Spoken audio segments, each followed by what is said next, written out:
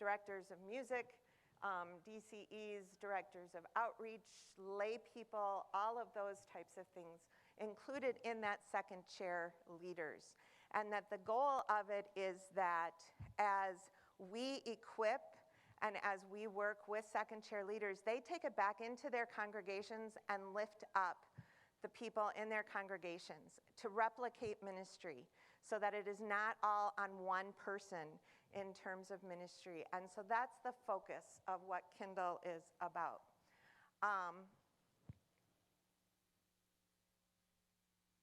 There we go. So Kindle is made up of, we call it the DNA of Kindle, and we have 4 different strands which we work at. It's kind of hard to see, but we have cultivating health, cultivating faith, cultivating individuals, and cultivating groups. The first ones, I'm doing something wrong, I think. There we go. The main one, faith, is the roots that our ministry, whatever ministry we are a part of, starts with where is our faith? Because if as we are not growing in our faith, we cannot help others grow in theirs. And so that's the roots of where we're at. And from that, everything else is the fruit of where our ministries happen. And so that's the focus of what Kindle is about. Power off. No, there we go. So this workshop on volunteers really focuses on the cultivating individuals, because as we are working with individuals in our congregations and volunteers in our congregations, we want to lift them up so that they then can also lift others up. That it is not just us as the professionals or the Sunday school superintendent or whatever role that we are in, even senior pastors, that then it gets replicated, that the people are lifting each other up and training each other up in ministry so that we can. And under that, setting the example, voicing the vision, equipping to multiply, spurring one another, and encouraging one another. And those are really the focus of what working with volunteers and working with within that and everything comes from. So this workshop, I used a lot of information from this book. It's called The New Breed. It was published in 2012. So it was looking as the new millennial came, and in the 2000s, and what does it mean to be a volunteer into the 21st century? I still think it's a very relevant book, even though it's already 10 years old. But I'm going to be focusing on some of the points from this. And as I do, the pieces is to think about that these are the trends that were happening already in the early 2000s. We're going to look at them and go, that's what's happening right now. And in my thinking, the pandemic just increased these trends that much more. That they were trends that were already taking place. And then as the pandemic has happened, we have just seen them go a lot faster than we had before, and that we were there. So what are some of those trends? Here are some of the pre-pandemic shifts. You don't have to write this all down, just to let you know. There's a handout that you can upload from the app, or if you're more old-fashioned like me and would prefer a paper copy, I do have paper copies after we're done. So you don't have to be like, oh, this screen is so big. But what were some of the trends that were already starting and I think were accentuated by the pandemic? First is the family dynamics. In the book it says from father knows best to 2.5 men. And I think it's even gone farther than that in terms of, if you want to take a show, the Modern Family as being kind of the trend of our communities, and that. Maybe not so much in the church, but the community as a whole, and some of that mindset. And so when you think about those family dynamics, how that does impact volunteering, because it's not just that nuclear family as we maybe thought of back in the 50s, 60s, and that. And so that has changed in terms of our systems. Isolation, from community to individualism. And obviously, as we all know, that really stepped up during the pandemic. And so there was that isolation and those pieces in terms of people doing more on their own and for themselves versus community. Flexibility, from rigid scheduling to volunteer availability. The trend is that volunteers very often are, individuals are very fine in terms of volunteering, but they want to do it when it's convenient for them versus when it's convenient for us. And that's hard when Sunday school meets on Sunday mornings. You know? And somebody may be willing to work with kids, but you know, they don't want to do it on Sunday mornings because that's their only morning where they can sleep in. And so that piece of what does that look like in terms of ministry and how do we rethink that? The generations, that from experienced veterans to Gen Y and millennials and now adding in Gen Zs in terms of the people who used to volunteer were raised in the church, they understood it maybe, they got the church language, and now getting younger people who are coming in, checking out church, maybe deciding this is a place I want to be, but they don't necessarily know what does it mean to volunteer in a church and what does that look like. And so we have to rethink that in terms of that education and voicing the vision so that they understand why are we doing what we're doing. Technology, we all know this one, from face-to-face to cyberspace. 37 years ago when I started ministry, I was excited because I had an electric typewriter in my office. That was huge. I still had the mimeograph. Those of you who are younger have no clue what I'm talking about, but those of you who are closer to my age understand what I'm talking about. It's changed, and it's changed so fast. And a lot of churches haven't necessarily kept up. I think we were pushed to catching up on a lot of it because of COVID, and I honestly think that was a blessing. One of the blessings that has happened because of COVID is because it has forced churches to catch up to the rest of society in terms of ministry and technology. You know, the thought that there would be IT staff people, that their whole job was just technology, would have, if you had asked me that even 15 years ago, I would have gone, no way. Well, now we have to, because that's the direction that ministry has gone. And what's exciting, as we go back to those generations, the people who we used to use for our volunteers may not be the ones who can be our IT technology volunteers. That's the younger generation. And so recognizing where the gifts and the talents are for the people where we're at and where they're at right now. And then professionalism, from skilled workers to knowledge workers. This one is true. I think it really varies on your congregation, but I know that the last congregation that I served at, LCEF did a study of the congregation in terms of education. We were one of the most educated congregations in the Twin Cities. I'm in Minneapolis area. Almost everybody in the congregation had at least a college degree, if not a master's degree or a doctorate degree. They were very knowledgeable.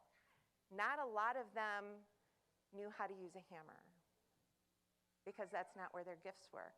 And so we had to rethink, how do we do ministry and address the needs that we have? Also, episodic volunteering. People are more willing to do short-term stints in volunteering versus long-term commitments and wanting that. Slacktivism, from hard work to easy feel-good tasks.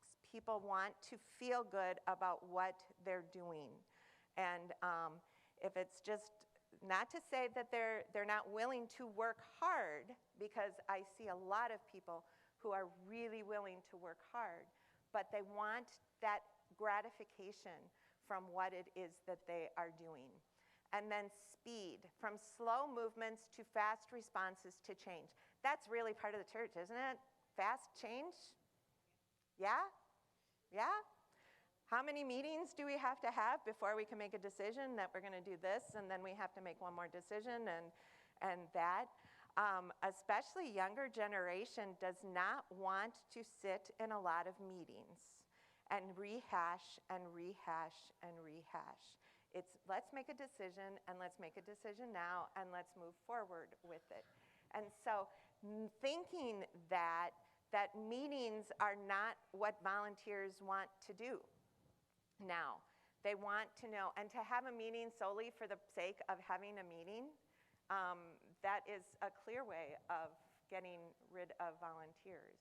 I was talking to someone in leadership at my church that I retired from, and he's head of the staff committee.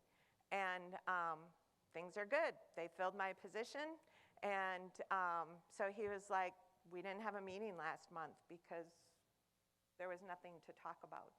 And so there's no reason to have a meeting solely for the sake of having a meeting. So having lots of meetings, as well as just that whole piece in terms of people are used to speed now, you know?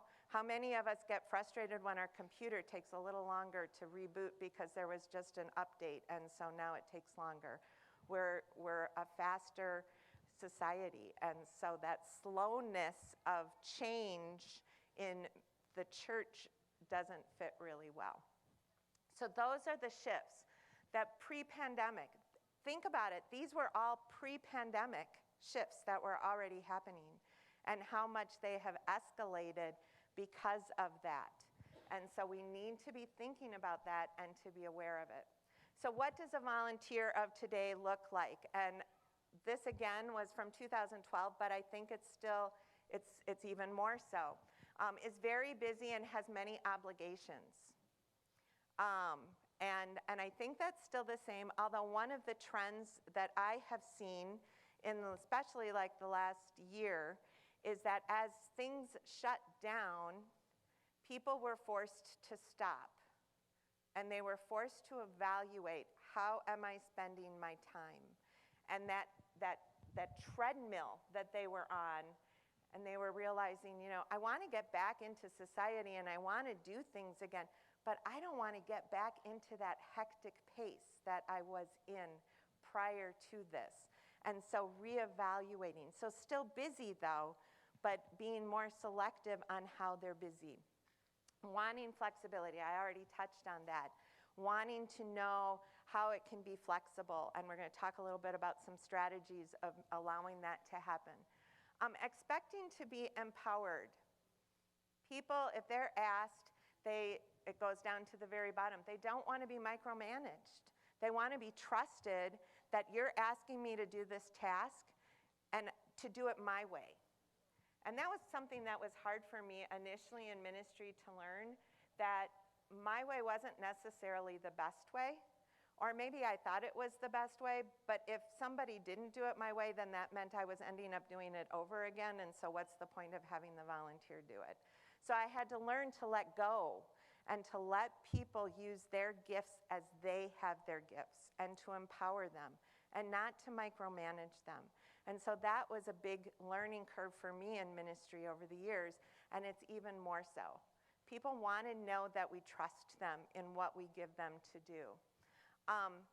Won't tolerate working along incompetent volunteers.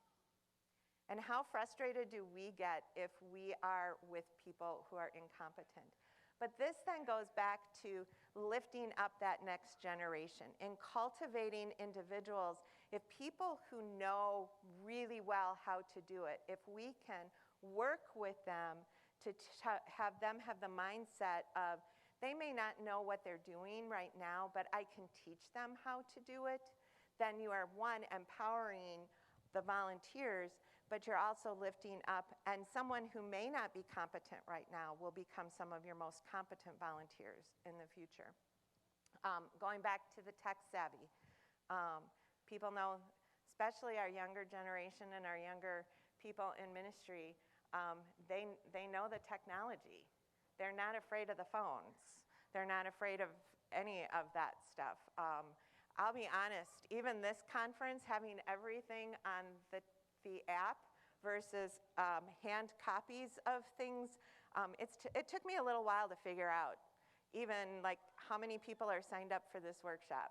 She had to keep helping me find that because I couldn't find it and stuff. So, but they're tech savvy, and so we have to remember that too. And so that also means that the way something's done may be done differently from how we were used to doing it because there's the technology that's there. But then also tying in with that, don't want to simply contribute, but want to make a difference. They want to know the vision. They want to know, why am I doing this? How is it going to make a difference? From teaching children, I was a children's minister, so that's why a lot of my examples are with children's ministry.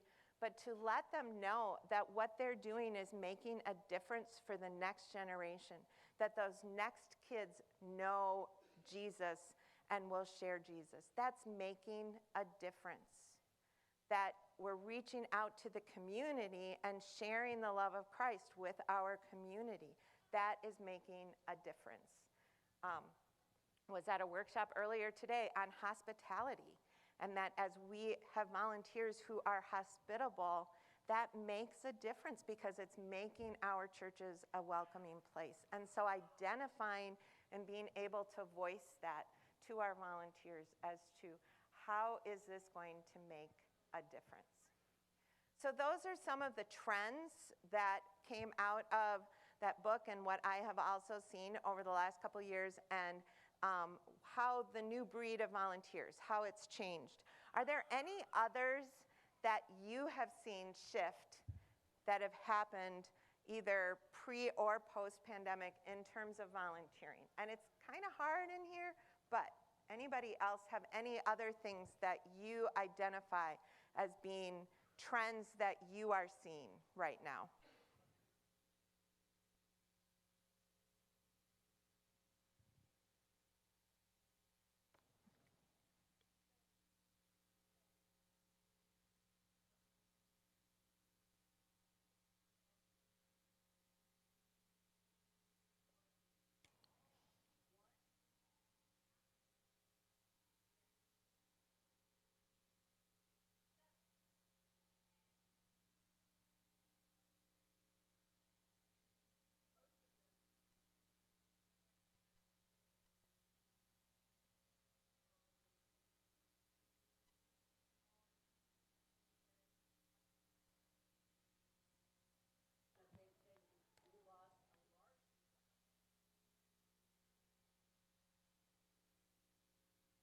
Sure.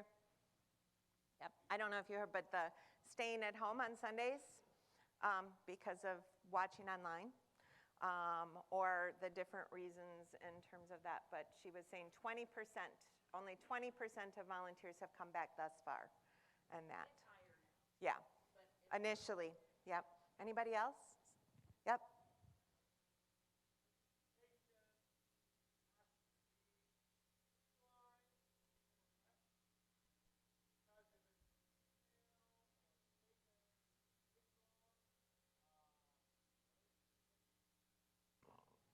Yep.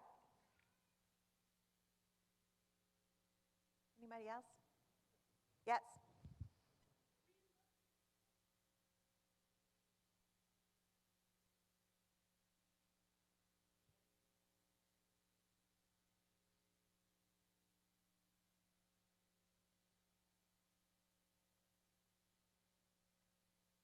Okay.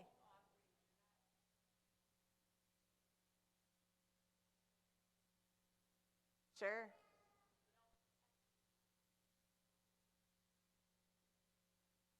That is a great example. If you didn't hear her just saying that, to evaluate what did we used to do, and we're going to talk a little bit about that. What did we used to do, and how has ministry changed? And it may be a temporary change that, like right now, we're not taking offering. You know, I don't know what your church is, but that we're collecting offering in the back of the church as people are leaving. And so we really don't need the ushers to be doing that, but not going back to communication, not communicating that in a way that they know that. And so kind of looking at where have the volunteer needs changed in our ministries, in our churches and that. So, yes? I think I've seen a new level of ownership. They're like, I made it through the pandemic. Great. Until it's not. Because then they own that program. I am in charge now. I know exactly what to do. I'm not going to change. Mm-hmm. And sometimes we're like, but now it's new. Good and bad. Yep, yep.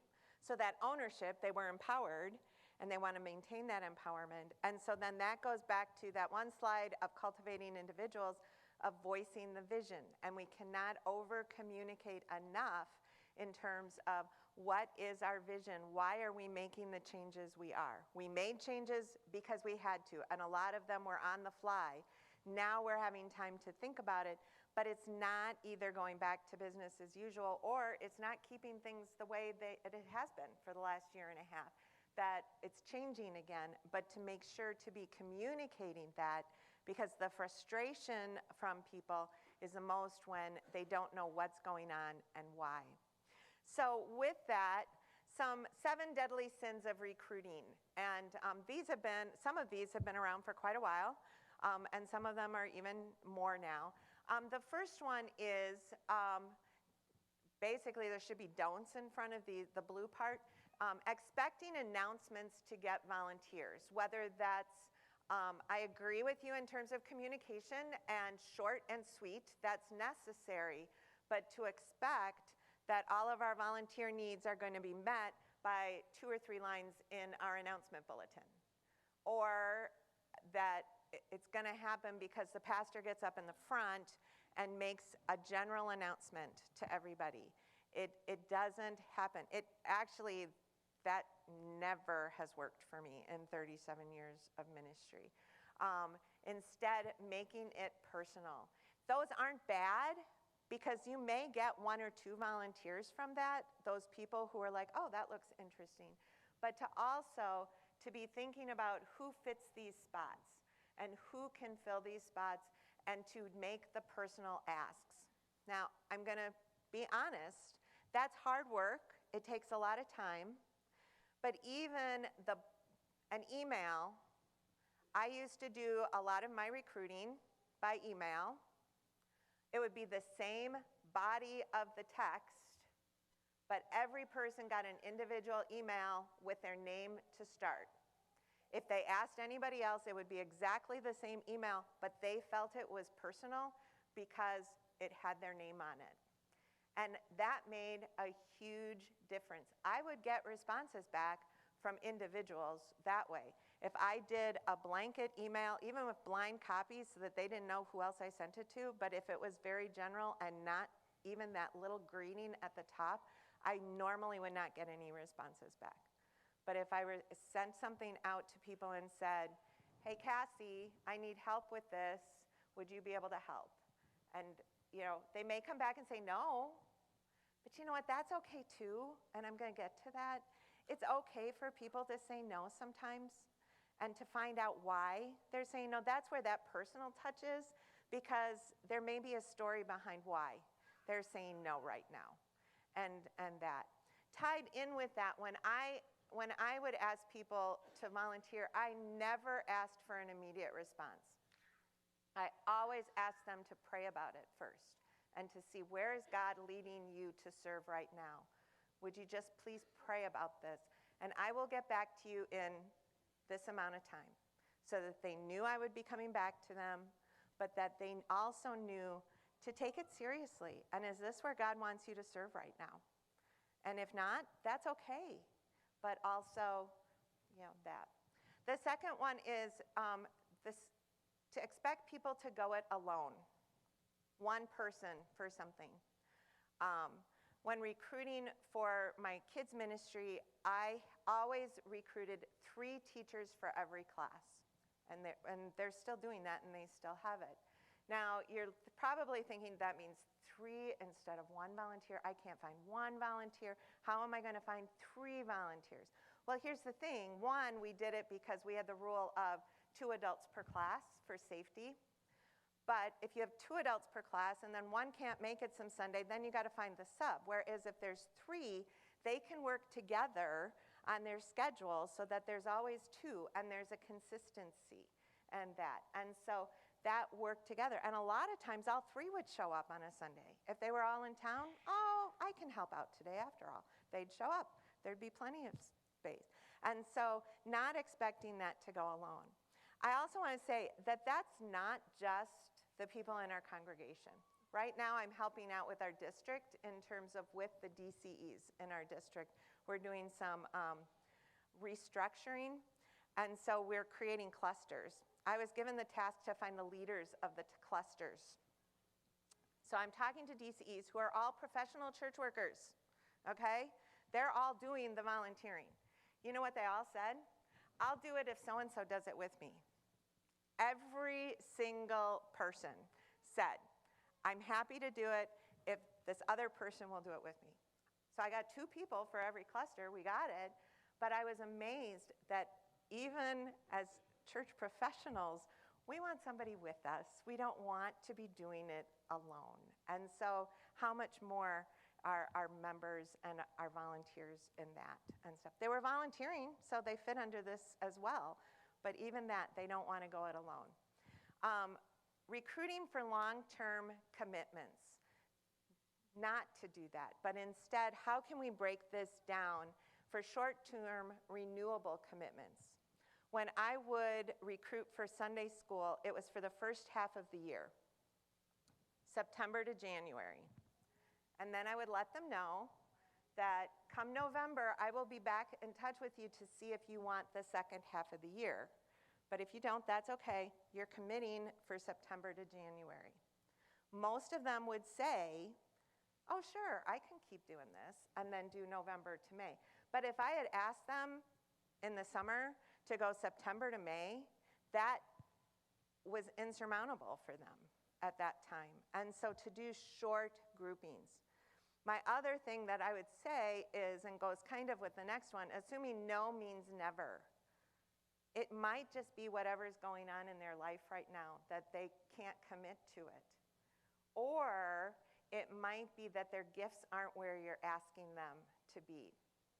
I would frequently have parents go, I've done my time as a teacher, that mom has never taught before.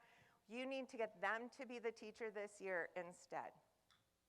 My response was, you don't want them to be the teacher because they don't have the gift of teaching. Their gifts are elsewhere. And so to just be thinking about that in terms of assuming no means never, it could just all be the timing of what is happening. Recruiting any warm body, that goes back to that other, that the mom who was being pointed as she never teaches, she subbed one time with me. I was really tight. I didn't always have everybody I needed. She subbed, I was the other sub in the class. It was kind of a weird week that week. And I watched her, and it was like, okay, my gut had said no to having her teach, and that gut was right, because she wasn't gifted in teaching, and that wasn't the right spot. But as I talked with her that Sunday, I'd never really spent a lot of time getting to know her, I found out that her gift was greeting. She loved just talking to kids. She was terrible up in front doing something like that. Even getting in front of 10 kids scared her. What did they talk about as far as some of the things that scare us the most? That was one of hers, even in front of 10 kids. But she loved greeting one-on-one. So when I asked her then, well, would you be my greeter? That was her role. For the rest of the time I served at that church, that was her role. She would just stand there in the hallway and say good morning to kids and parents and make them feel welcome. And kids would come up and tell her stories, and that was her spot. But so to get to know people and to realize, but not to get any just old warm body. Because the other thing is, it's really hard to fire volunteers. I don't know if any of you have ever had to try to fire a volunteer because it was a bad fit. That is one of the hardest things to do, and it crushes people. So, treat professionals like lackeys. If you have multiple staff that, that giving your professionals the grunt work, but also giving, this could be twofold. It could be your staff of your church professional, but you have professionals in your congregation. You have people who maybe are in charge people, managers of banks or higher ups in places, and then you're treating them like lackeys when they're coming into the church, to recognize where their gifts and their talents are. And then to, sometimes it happens that professionals are hired in a congregation or elsewhere that know nothing about volunteer management, don't have good people skills, but their job is supposed to be recruiting. And so to either, if you have someone on your staff and they don't know about it, then to train them in terms of how to do volunteer management and how to work with volunteers. And so just to be thinking about that, not tied necessarily in with recruiting, but what I always feel is really also important with our volunteers, and it goes back to the beginning, that they need to know it matters. What they're doing matters. Different people like to be thanked different ways. Some people, it's just a thank you. That's all they need, and they are happy to go on their way. Somebody else, it may be that thank you note. And I mean handwritten on paper, not an email. That makes such a difference to people, because now, especially in our world where everything is electronic, when I would write thank you notes to people, and they would then, I would find out from other people that they would call somebody else and go, Christine wrote me a thank you. She wrote me a thank you note. I've never gotten a thank you note before. But you know what? The next time I asked them, they were like right there, willing to help, because they knew that little bit of time to just write a thank you note made such a difference.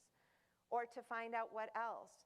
There was one woman who, way back when I started ministry, that her expectation was she would get a gift at the end of Sunday school, at the end of the year, an appreciation gift. There were others who would come up to me and say, you don't have to give me a gift because I've got enough coffee mugs. I don't need any more coffee mugs. But this other woman, if you didn't give her a gift, she felt like you didn't appreciate the time I put in. And so getting to know your volunteers and know what lifts them up, what fills their bucket, and to know that as well is how to retain those volunteers as you're going on. Anything else that has worked for you in volunteer recruitment?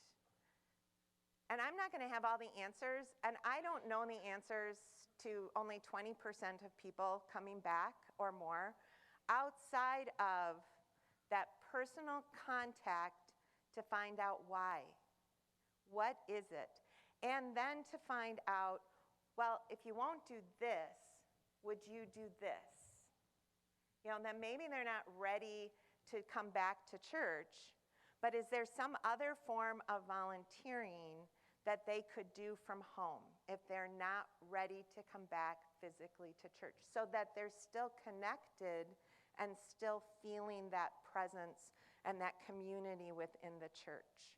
And so to be thinking, if somebody said, going back to that no may not, doesn't mean never, but it's also what can they do right now, or to talk with them? Or if it means that they need somebody else, to ask them, who would you like to work with? And have them work together that way, so that it can build that community. But to maintain those relationships and to maintain that conversation with people, so that they know the church still cares. Because that's one thing I hear about is, well, nobody's called me. Do they really care about me? They expect me to come back, but nobody's reached back to ask if we're okay and that. And I have had people who I've called because I've heard something's going on with them. I've called them and they're like, you're not even on staff anymore and you are the only person from our church who's called us. Yeah. So when we want people to be volunteering, to be caring and find out what's going on in their life right now. And I think that gives us that opportunity. Anything that has worked for you. You're maybe here because nothing's working, and so we'll give you encouragement. No easy answers, but give you encouragement. Yes, back there. Yes, yes, spiritual gifts. And again, not just the form, and how often have we had people, I can only speak at the churches I've been at. During stewardship time, we have them fill out the spiritual gifts, and then the stack comes, and then it sits in the pile, and nothing ever happens with it. We don't do it. And so then the next year, we're going to do it again because we really need more volunteers, and we need the spiritual gift inventory and that. But then people start going, I have filled this out so many times. You're not doing anything with it. I'm not going to fill it out anymore. And so that takes time again to follow up on that, and whether that's lifting up somebody who has a true gift in terms of talking to people and finding out if your interest is hospitality. I had one friend who her spiritual gift was hospitality, which was wonderful.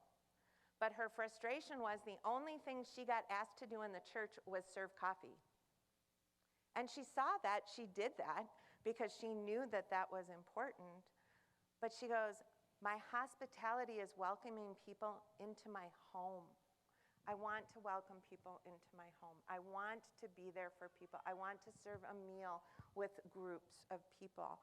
And she was so frustrated because there was no ministry at that church at the time that fit that, but nobody would listen to her in terms of, this is where my passion is. This is how I want to serve.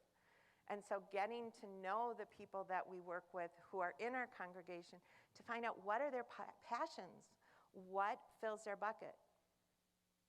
And you had your hand up.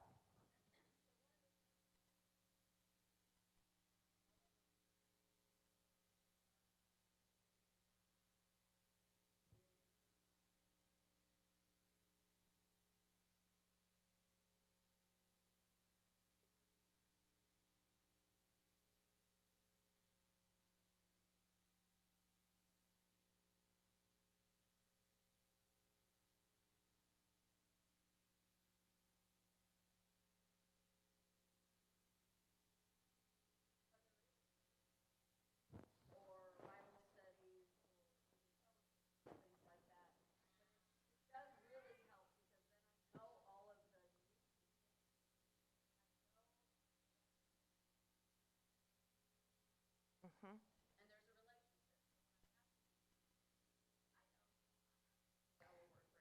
And that is so key. Those relationships are so key. It takes time, you know.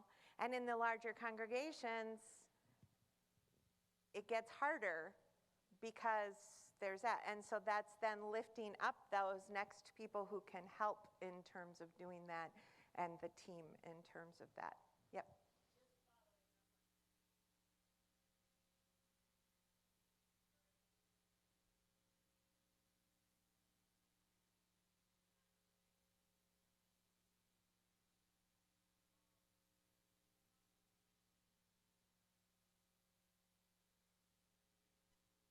Yes. Yeah.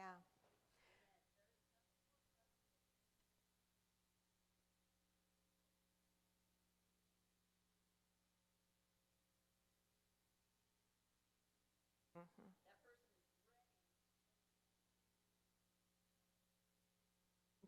But remembering, I'm going to just speak that we're all human. And so in that, if there's a Sunday, maybe a tip for you, I'm going to just say, I'm not in ministry anymore, but that if there's a time that they're there, physically introduce and say, this is who, because even as someone who then is a children's minister, it's a lot easier to call somebody even if I have a face. And I can do it without, but it's that one more little point of contact that is helpful and stuff. But you're right, and I am guilty of, I will admit, I'm guilty of that. The pieces of paper fell under the other pieces of paper and I needed that nudge every so often and stuff. So I got better as I got older and stuff. So, yeah. My first church, I'm going to go back. My first church was in Chicago, and I had a Sunday school superintendent who'd been doing it forever. I started there. Sunday school was already staffed when I started. I came at the end of August, so they were ready for September. And she said, I'll stay on as long as you're here. You're my last DCE that I'm going to work with. But you don't have to worry about recruiting for Sunday school while you're here, because I'll just take care of it. Sweet.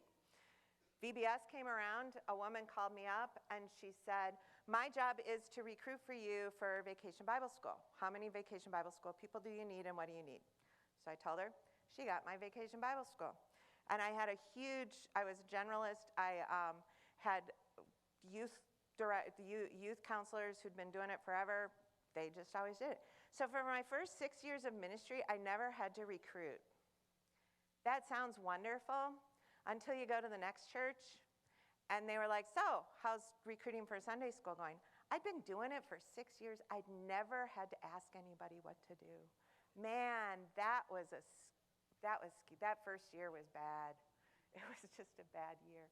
And so to get over those humps, and one friend said one time, what's the worst thing that somebody's going to say to you? What's the worst thing they're going to say? No. And so if you go into it with the worst thing they're going to say is no, you know what? Life's not going to end if they say no. And just to have that mindset when we go in. A few other ending final thoughts. Praying for wisdom and discernment on who to ask at this time. And it goes back to the warm bodies, not just asking warm bodies. I would frequently, if I had vacancies in the areas of ministry that I was working and I needed people, I would wait. And every morning during my prayer time in the morning, I would say, okay, God, who is it that you want me to ask? And there would go days sometimes, no names would come to me. And then names would start coming. When I was at one church, this one name kept coming to my mind. It was this one mom, and I came into the staff meeting, and I said, this is who I'm going to ask to be my Sunday school coordinator. And the rest of the staff said, no, you can't ask them. And I'm like, why not? And they're like, well, they've only been here for 3 years. You shouldn't be asking them. And I'm like, well, I've only been here 6 months, so yeah, I can ask them. And we worked together for like 4 years until her kids were out of the children's ministry. And it was one of the most phenomenal ministry team that I had. And it was just a name that one day popped into my head, and I slept on it, and it kept going, this is who you need to be asking. This is who you need to ask. And when I finally asked, it was like, it was a team made in heaven. And it literally was a team made in heaven. And so just to pray about it, and to just, you know what, it's okay, and that God has it planned. Be patient for God to answer in his timing for those positions, because he will answer, and he will give you those names.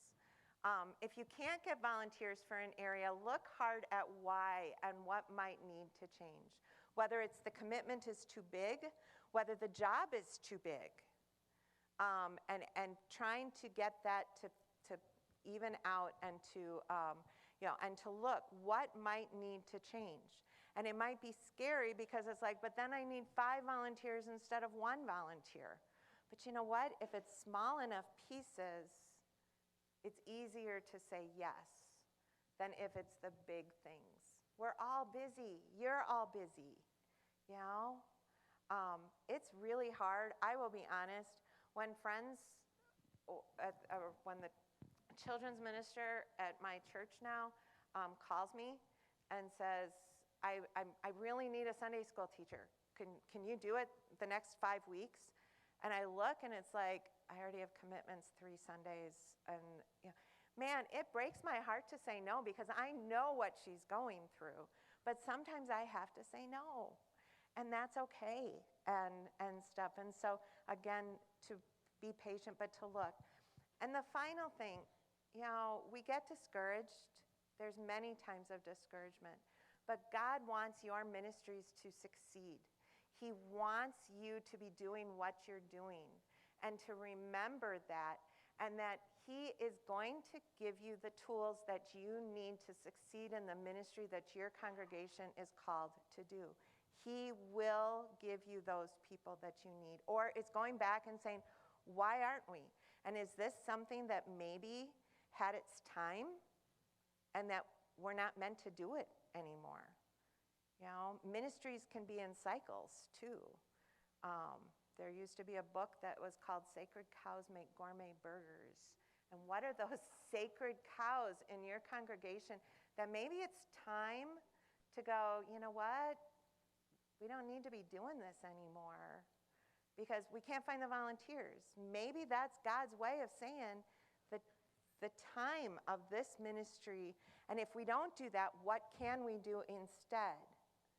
And to get the ideas from those people who have been able to use their gifts at this time and are excited about ministry, how can we take that ministry to the next level instead of going, okay, we don't need to do that anymore, we're going back to this. But and I know change is hard in church because we have our things that we love. But I firmly, firmly believe that God wants your ministries to succeed, and the right people are there. And so to go back and just ask God to give them to you and to pray about it and to spend time in prayer and in the Word, and God will give you those. I am a firm believer of that. And I know there's discouragement, and I want to say a closing prayer over that before we leave. Are there any other questions right now? Again, I don't have all the answers. I'm just sharing my story and my experience. And in Kindle, we truly believe of lifting up this Christ-like servant leaders and that in terms of within ministry. And your entire congregation can be empowered to use the gifts that they have. Any questions? Yes.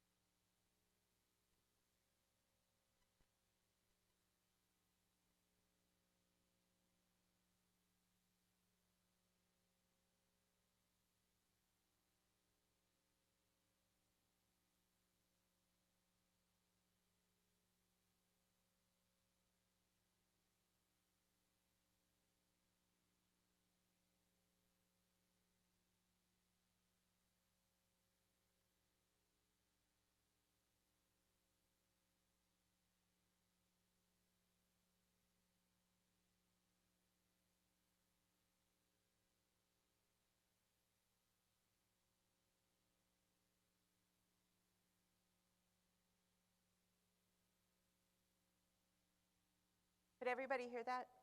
Okay. Yep.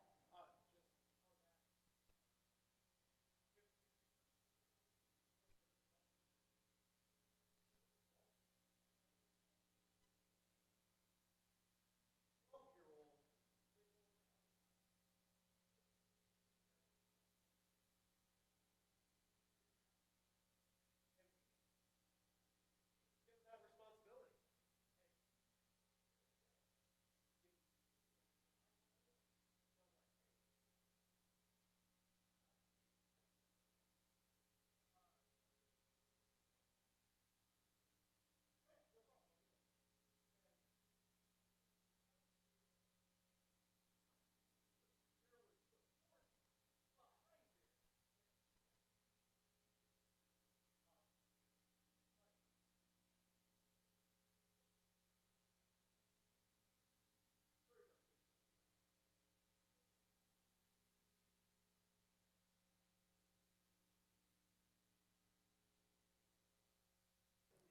And tying in with that, there was a youth, when she was in confirmation, she needed to start doing something. Her gift was organization. She admitted she was OCD. She liked things to be organized. She became my children's ministry supply person and organizer.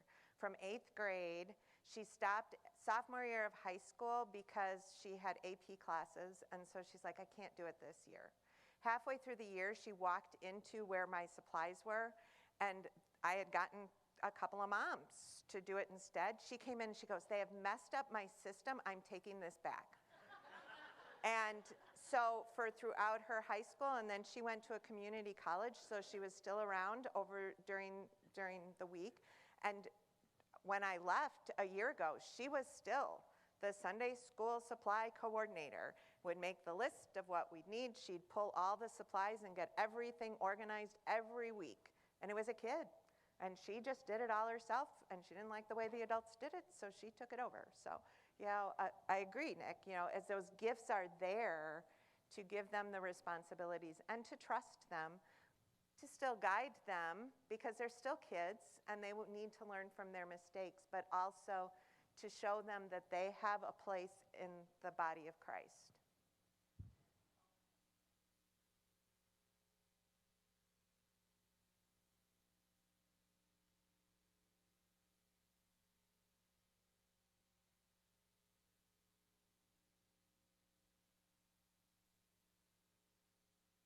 Well, and even if you're talking that you know what the gifts are in the kids and how to get those adults, is that what your question is, or was it more the kids, recognizing what the kids?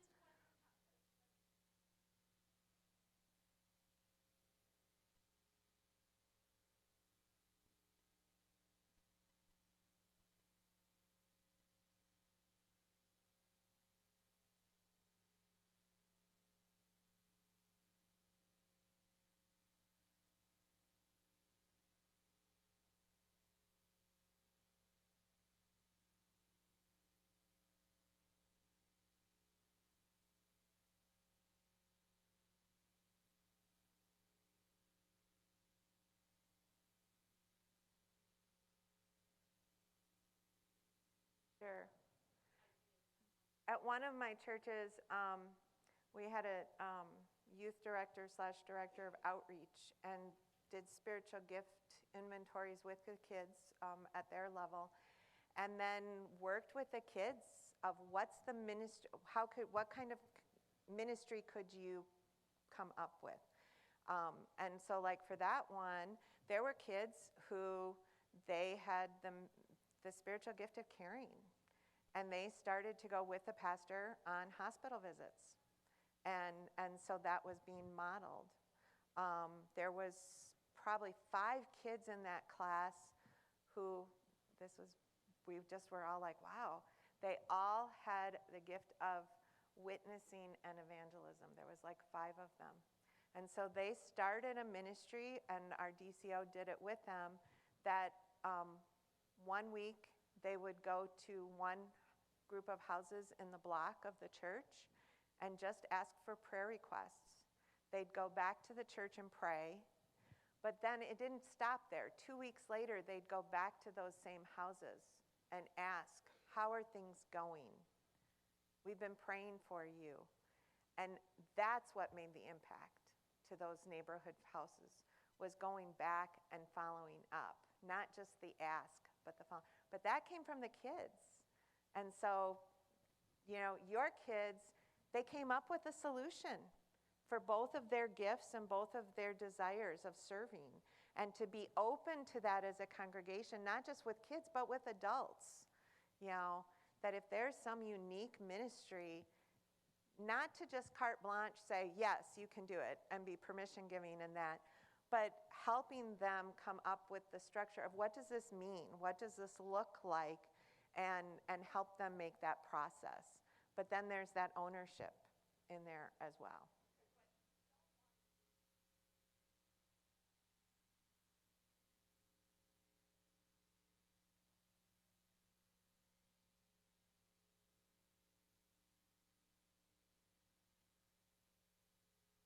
Pigeonholed. Yep. Yeah. But I think you've made the right start and stuff. So for Kindle, just if you want more information, we have some cards with our QR code for more information on it. We also we do have podcasts which talk about servant leadership and raising up servant leaders, as well as there's discussion guides, so that if you were to listen to the podcast with a group of people and then discuss it, you could do that. We have a table over in the exhibit area and would love for you to come. Cassie and I are there, and to have you come and visit with us. And that we're done a little early, but I don't think people ever complain about that. If we could, oh, yes. Okay, that's fine. Can I say a prayer for all of you, please, and then we will be on our way. Heavenly Father, I just thank you for each and every one of the individuals who are in this room, for their heart for ministry, for their heart of raising up people to be able to serve in whatever capacities their churches are. Lord, I just ask you to give them a heart of encouragement if they are feeling down in terms of not being able to fill the spots that they need to do ministry. I ask you to lift up the names of people for them so that they can reach out and can bring people in to serve. Lord, we ask you just to be with each and every single one of their ministries so that they can continue to share your gospel message with whomever they reach in their neighborhoods, in their communities, and within their churches. And so, Lord, we just ask that you continue to bless the rest of this conference, give safe travel home tomorrow as people leave to go back to their ministries, and may everyone be rejuvenated to be able to just have their buckets filled and to be ready to serve and ready to share your gospel. In your son's name, amen. Thank you. There are handouts if anyone's interested as well.